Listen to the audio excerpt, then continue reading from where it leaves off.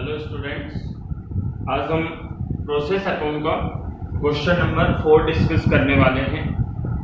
ये थोड़ी advance problem है। इसके अंदर हम ओपनिंग स्टॉक, क्लोजिंग स्टॉक भी क्वेश्चन में दिया है और लॉस इन वेट निकालेंगे। तो इस तरह का क्वेश्चन हमें दिया है जिसमें 3 प्रोसेस है, process A, process B and process सी।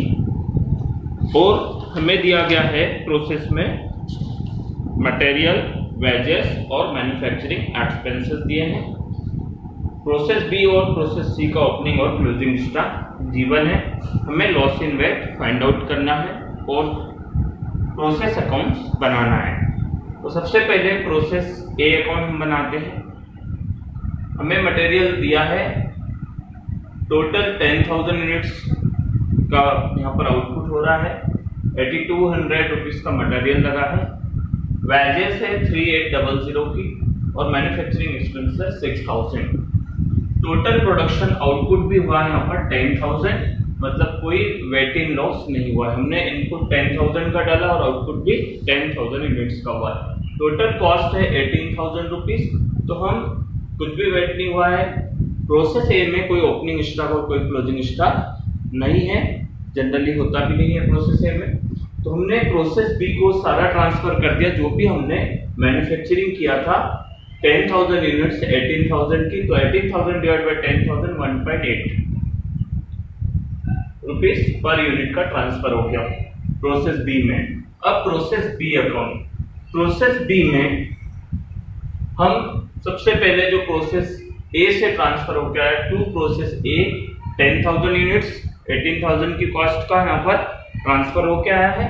फिर प्रोसेस बी का मटेरियल हमको 10,000 का दिया है, वेजेस 8100 का दिया है, मैन्युफैक्चरिंग एक्सपेंसेस 1900 का दिया है और ओपनिंग स्टॉक हमको गिवन है 5,000 यूनिट्स। ओपनिंग स्टॉक का कैलकुलेशन हम हमेशा जो लास्ट की प्रोसेस से ट्रांसफर होके आया है उस पर यूनिट पर करते हैं। तो 1 रुपीज 80 पैसे के आधार पर हुआ है, तो 1.80 पैसे के अकॉर्डिंग 5,000 into 1.80 पैसे, तो ये आ जाएगा 9,000 की कॉस्ट बन रही है। टोटल 10,000 प्रोसेस ए से आया और 5,000 हमारे पास ओपनिंग स्टॉक पहले से प्रोसेस बी में है। टोटल कितना हो गया 15,000 यूनिट्स।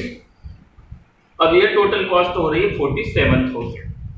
अब हमें यहाँ पर दिया है कि क्लोजिंग स्टॉक है 1,000 यूनिट्स का, तो 15,000 में से 1,000 यूनिट्स का क्लोजिंग स्टॉक है, मतलब आगे कितना जाना चाहिए, जब प्रोडक्शन कितना होना चाहिए 14,000, लेकिन कितना हुआ है प्रोडक्शन 12,000।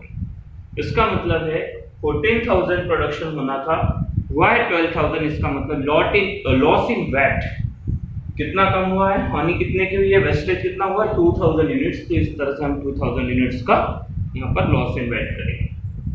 अब 47,000 में से 15,000 यूनिट्स था, 47,000 उसकी कॉस्ट थी, उसमें से 1,000 का हमारे पास क्लोजिंग स्टॉक है, वो माइनस कर दिया, तो 14,000 की कॉस्ट कितनी हो गई 1800 का माल हमारे पास बचा हुआ है, मतलब 14,000 यूनिट्स की कॉस्टिंग है 45,200। अब इसमें से 2,000 का लॉस हो चुका है वेट इन लॉस, तो इसका मतलब आउटपुट हुआ है जो प्रोडक्शन वो 12,000 हुआ है और कॉस्ट वही है 45,200। तो हम मानेंगे कि 45,200 कॉस्ट 14,000 की नहीं है बल्कि कितने की है 12,000 की।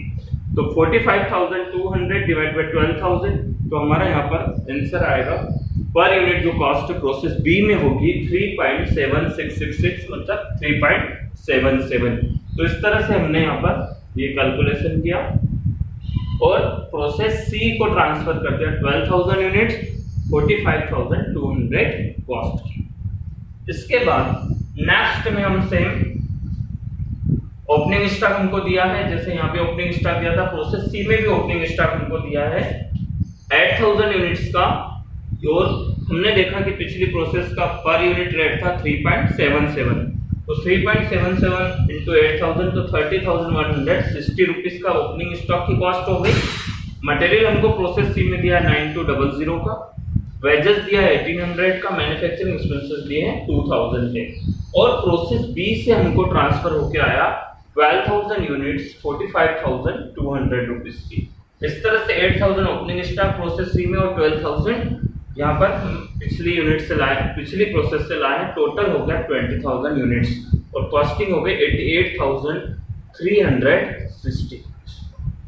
अब यहाँ पर भी हम देख रहे हैं क्लोजिंग स्टॉक हमको गिवन है 3000, तो 20,000 का प्रोडक्शन होना चाहिए, उसमें से 3000 हमारे पास क्लोजिंग स्टॉक है, मतलब उसका आउटपुट प्रोडक्शन नहीं हुआ।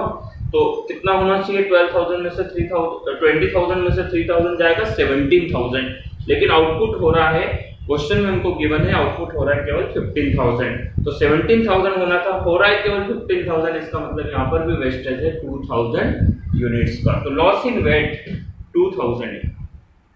अब यहाँ पर 15,000 हमारा प्रोडक्शन हुआ है, तो हम बाय फिनिश्ड स्टॉक अकाउंट में ट्रांसफर कर देते हैं। जो लॉस प्रोसेस होती है वहां से प्रोडक्ट बनकर पूरी तरह से कंप्लीट हो चुका है, हम उसको स्टॉक अकाउंट में भेज देंगे और स्टॉक से वो सेल हो जाएगा।